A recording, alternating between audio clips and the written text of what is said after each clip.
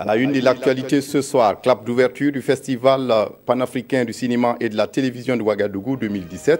Une cérémonie en beauté où le spectacle se mêle au discours, le tout soutenu par un méga concert de Alpha Blondy, la star du reggae africain. C'est parti donc pour une semaine de projection dans les salles obscures de Ouagadougou. Retour en images sur les moments forts de cette cérémonie. Et puis la fermeté du Premier ministre face à la fronde sociale. Paul Kabatiba, qui a rencontré ce matin les centrales syndicales, estime que les nombreuses grèves en ce moment plombent les efforts de développement du pays. Vous l'entendrez dans cette édition. Avec cette sortie du chef du gouvernement burkinabé, est-ce une nouvelle stratégie ou un nouveau tournant dans le dialogue social? Le ministre du Travail est notre invité. Clément Sawadogo viendra répondre à nos questions. Et puis permettre aux orpailleurs de mener leurs activités sans altérer l'environnement. L'idée est d'un projet financé par le Fonds pour l'environnement mondial pour aider ces exploitants artisanaux à travailler sans porter atteinte à l'équilibre écologique et à la santé humaine. Il va coûter près de 1,5 milliard de francs CFA. Ses zones d'intervention et son mode opératoire à suivre dans cette édition. Ce sont là les titres du 20h. Mesdames, Messieurs, bonsoir. Ravi de vous retrouver.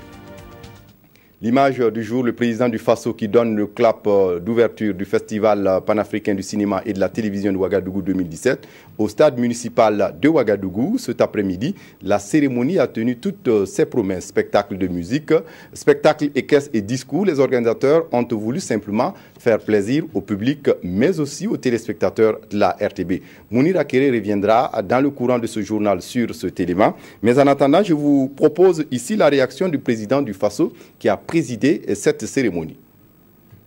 Il s'agit d'engager une discussion pour la refondation du FESPACO. La refondation parce que nous pensons que le cinéma doit être un vecteur de la consolidation de notre culture africaine. Et cela doit être entendu. Et nous ne devons pas constamment nous laisser inféoder par la culture des autres. Il nous faut, nous aussi, dans le cinéma, traduire les valeurs positives qui font les fondements de la société africaine. Je voudrais profiter de l'occasion pour remercier tous les acteurs du cinéma pour avoir en tout cas accepté de participer à cette édition. Je voudrais également saluer tous ceux qui ont travaillé à l'existence et leur rendre un hommage mérité du FESPACO. Je voudrais également saluer notre invité d'honneur, la Côte d'Ivoire, pour avoir été représenté déjà à l'ouverture par le ministre de la Culture et de la Francophonie et à la clôture par mon frère et collègue, le président Alassane Ouattara. Le FESPACO, le Festival panafricain du cinéma et de la télévision de Ouagadougou, est le plus grand festival de cinéma en Afrique, vous le savez déjà. Et l'histoire révèle que l'aventure a débuté en 1969 à l'initiative d'un groupe de cinéphiles. Aujourd'hui, le festival est devenu, par la force des choses, un tremplin pour le cinéma africain. Aruna Mare. En 1969, François Bassolé, Claude Prieux et Alimata Salambéré, trois cinéphiles initient la semaine du cinéma africain. L'ancêtre du FESPACO est né et la première édition s'est déroulée du 1er au 15 février de la même année. Le premier rendez-vous va mobiliser 7 pays, le Sénégal, la Côte d'Ivoire, le Niger, le Cameroun, la France, les Pays-Bas et la Haute-Volta à l'époque. Sur les 24 films projetés, 18 sont africains.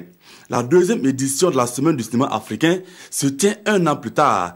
Elle a enregistré 9 pays, soit 2 de plus qu'à la première édition. Le nombre de films passe de 24 à 40.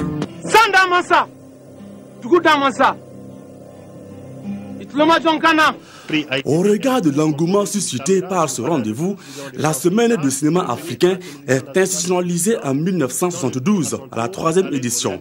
Un tournant décisif vient de s'opérer pour ce festival. Les films jadis présentés seront désormais en compétition.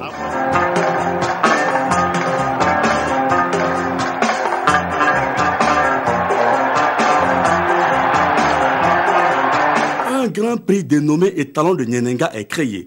Il est remporté pour la première fois par le Nigérien Umaru Ganda avec son film Le Oiseau polygame. Un an plus tard, le Burkina réalise son tout premier long métrage, Le sang des parias de Gimkola.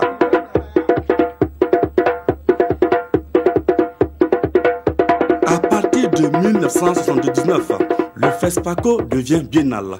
En 1983, la création du marché international du cinéma africain MICA. Il se greffe au festival. Le MICA est l'interface entre acheteurs, promoteurs de chaînes de télévision et professionnels du 7e art africain.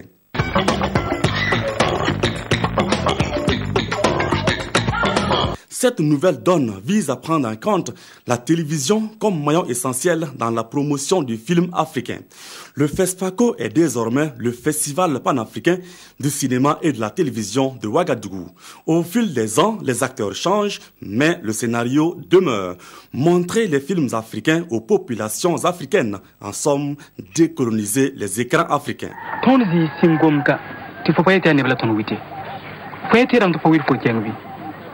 En 24 éditions, l'histoire retiendra que le Burkina a remporté 2 fois les talons d'or de Nyenenga. En 1991, Tilay d'Idrissa Ouedraogo et Boudiam de Gaston Kaboré en 1997.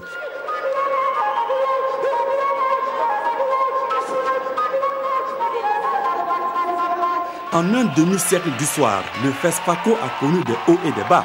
Mais, contre vents et marées, le cinéma africain fait sa mue pour s'adapter à l'environnement mondial.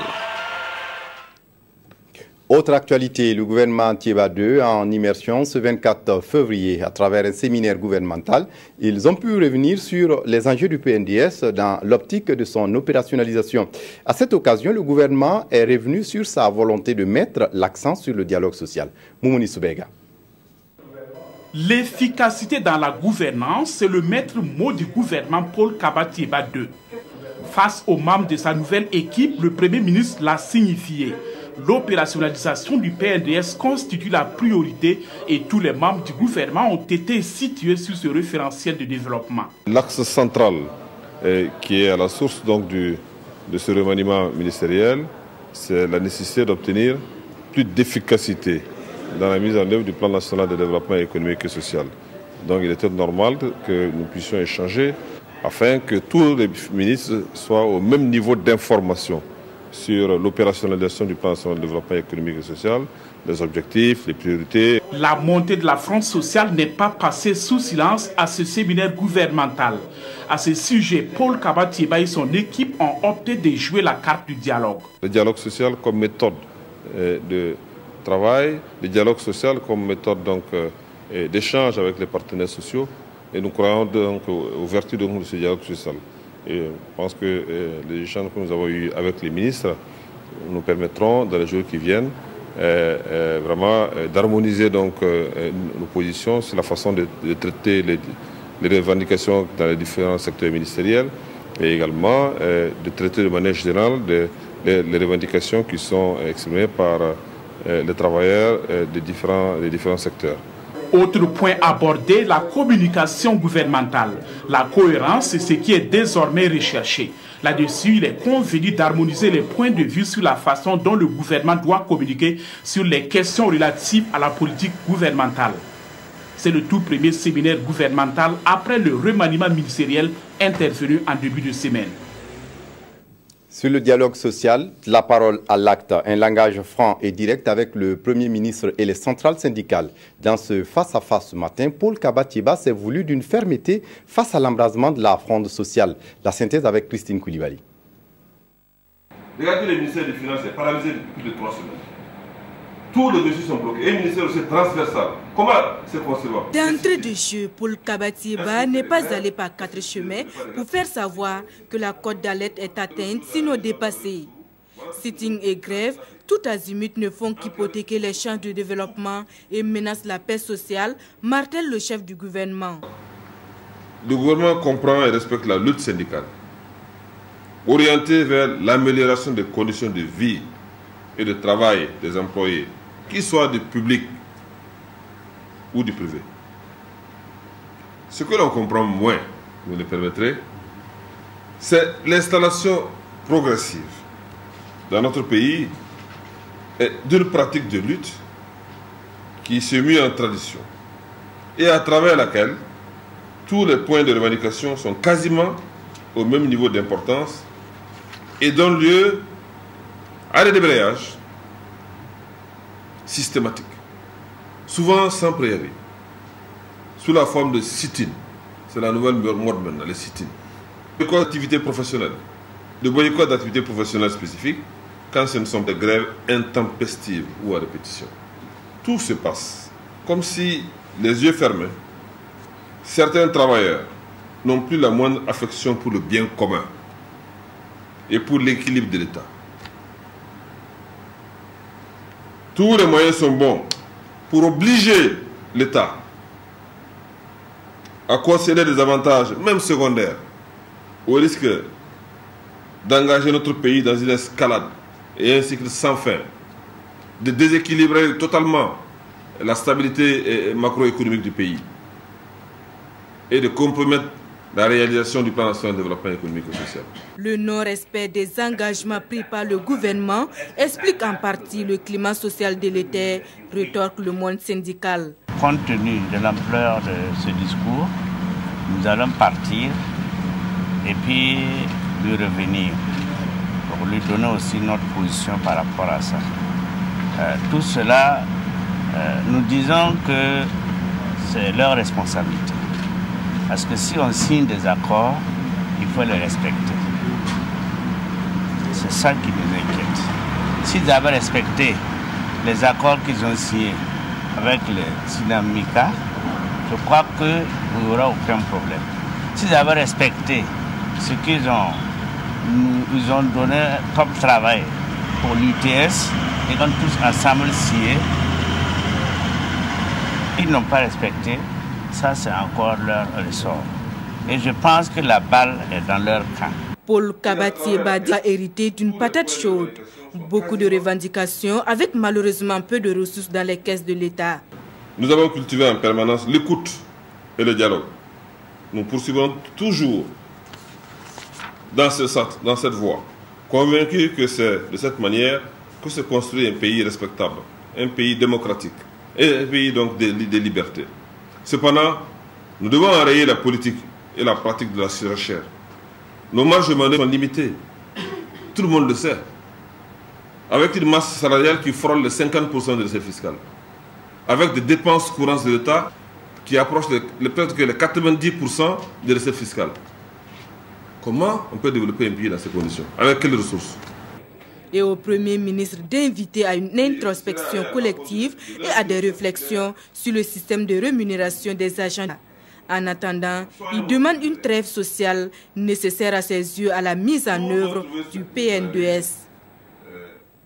Je le disais en titre, le ministre en charge de la fonction publique et du travail est notre invité. Clément Sawadgo, bonsoir. Bonsoir. Merci de venir répondre à nos questions.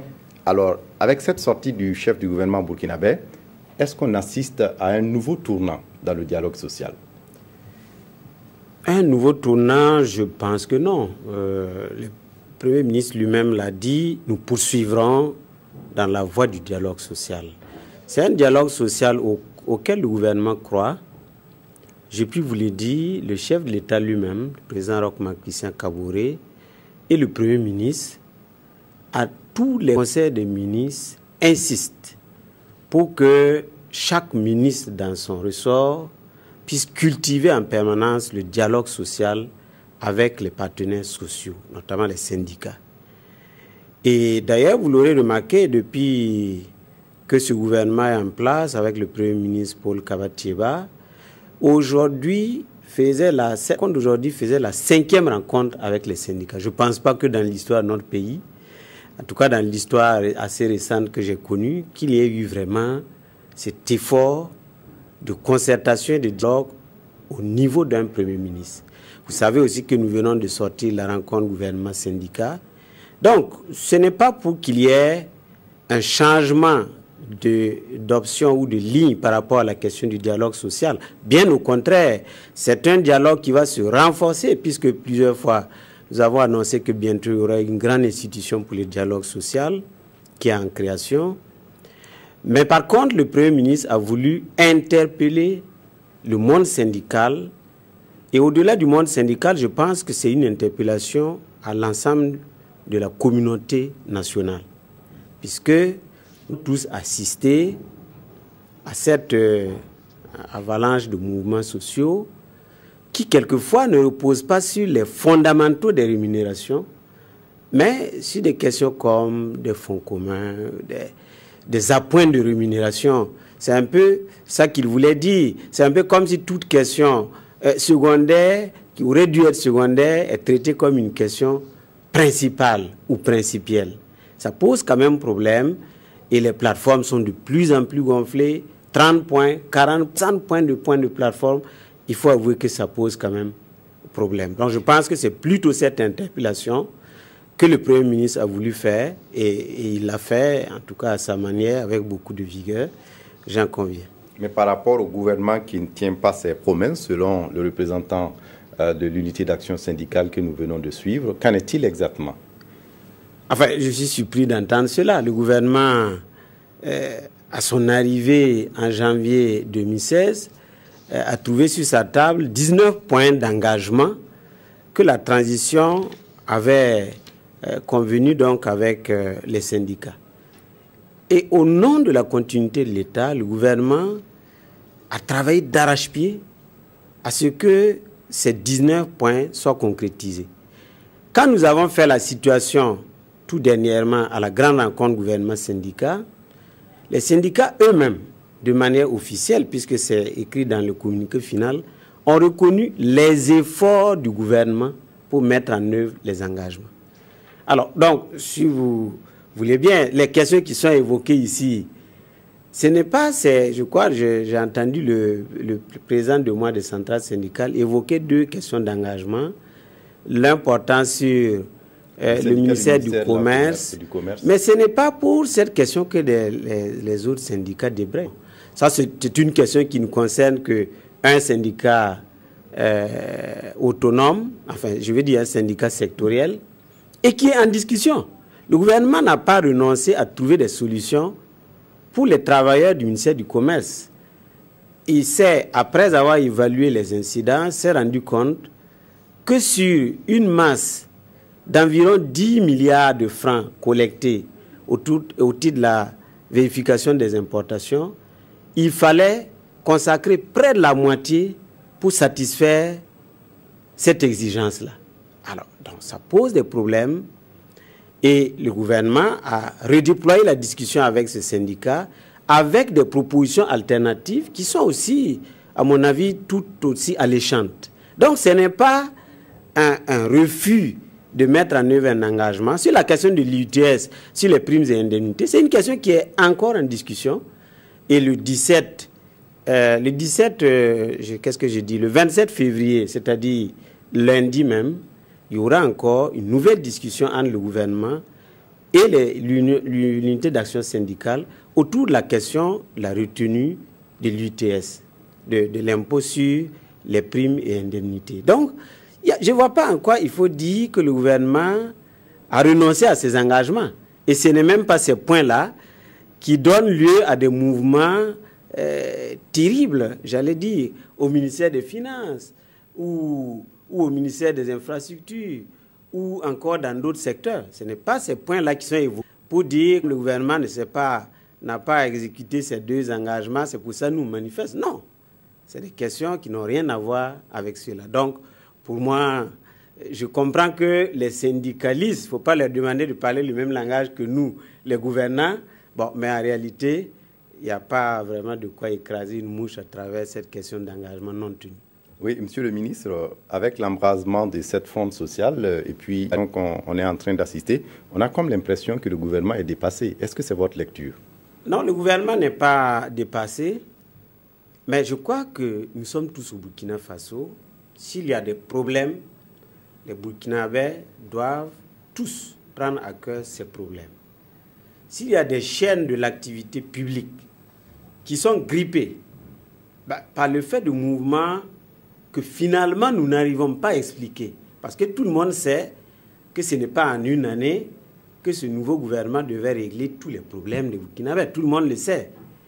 Il y en a qui nous reprochent n'avoir pas travaillé en 2016, c'est une année perdue. Eux-mêmes, en le disant, n'y croient pas. Ils savent tous que c'est en 2016 qu'on a élaboré un plan national de développement économique et social qui a été jugé très bon et crédible, même par la communauté internationale. Ça se faisait avant plusieurs années. Ils savent très bien que en 2016, la croissance au Burkina Faso a été relancée, puisqu'aujourd'hui, on parle d'un taux de croissance finalement qui s'est établi à 6% et même un peu plus. Alors, un gouvernement qui n'a pas travaillé peut réaliser cela. Je ne parle pas des réalisations au niveau sectoriel, dans la santé avec les gratuités, dans l'éducation, dans les infrastructures, etc. Bon, donc, la mise en œuvre de la loi 81, qui nécessitait une mobilisation de ressources énormes, l'assainissement de la gestion des concours, la fonction publique, je ne vais pas oublier mon domaine, tout cela, on ne peut pas dire que le gouvernement n'a pas travaillé.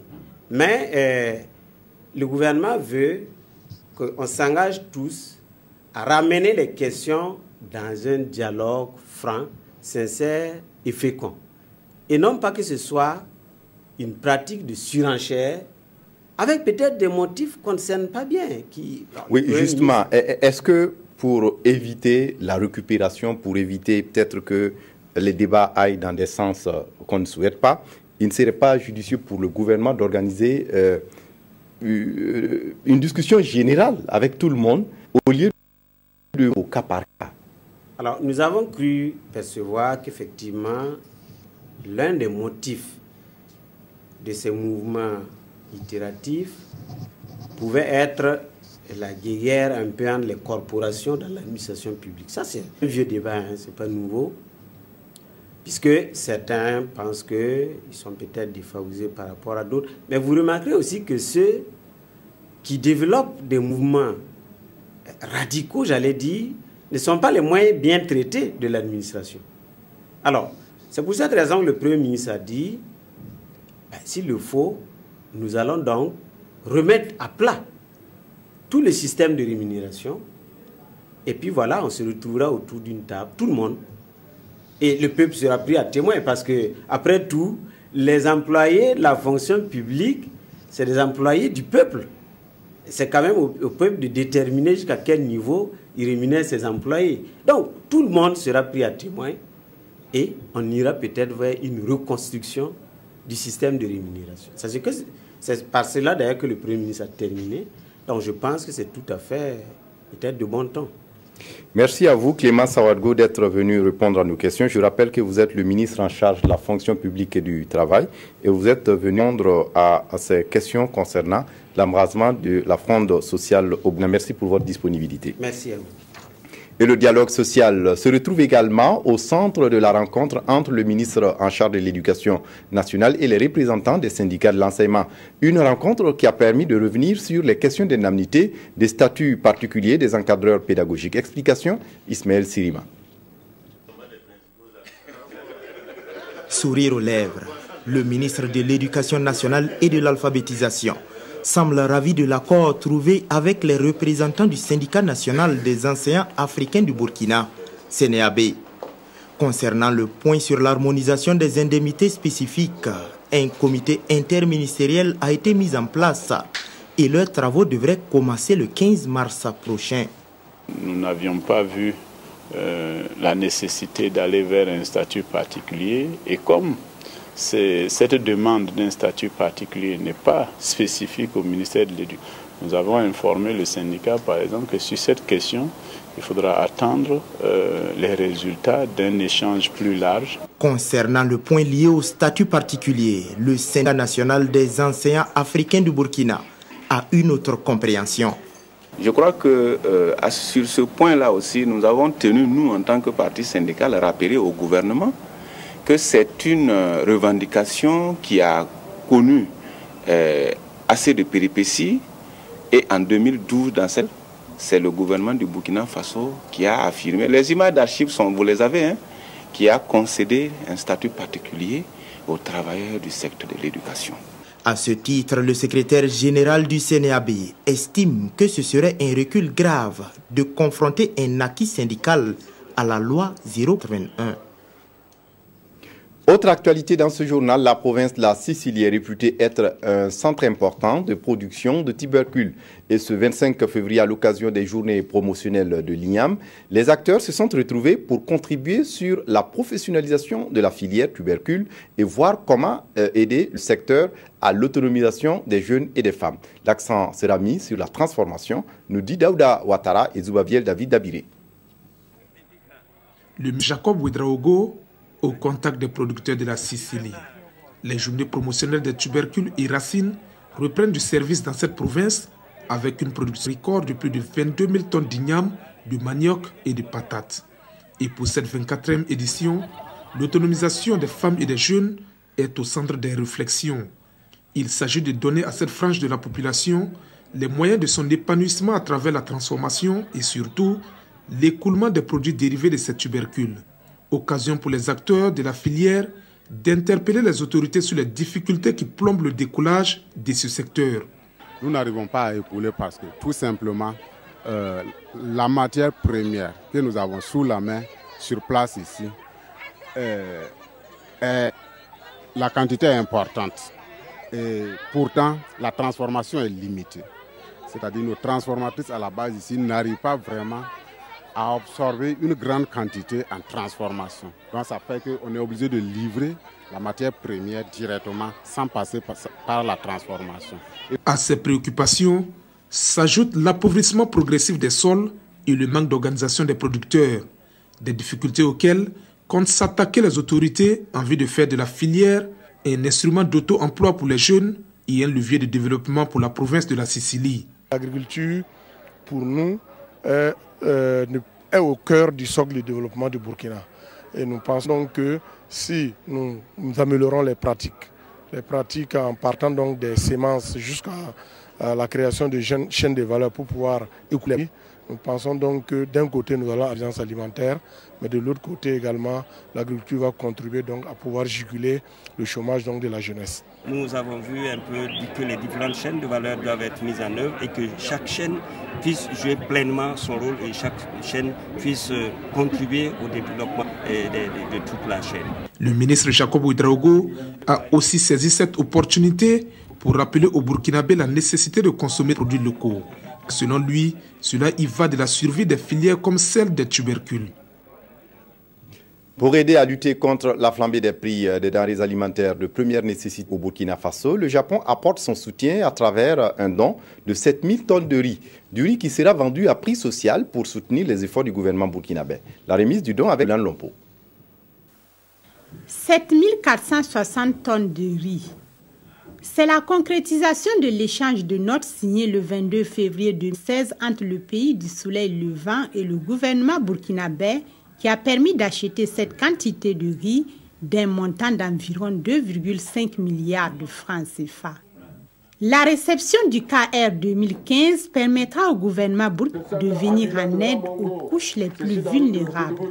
Les autorités burkinabées, à travers son AGES, est obligée de constituer l'homme de contrepartie en cédant le riz à la population à prix très raisonnable. Selon les statistiques du ministère en charge de l'agriculture, la production nationale est en deçà des besoins annuels de cette spéculation. Cette aide monétisée sert à investir dans des projets de développement. On a cité tantôt le cas donc, de l'échangeur de l'Ouest, on a cité également le renforcement de la CENI, on a cité le renforcement des capacités de centre de transfusion sanguine. Donc le riz, il n'est pas destiné à l'exportation, ça je peux vous l'assurer, il doit être entièrement vendu sur le territoire national. Et le gouvernement japonais qui accompagne depuis 1900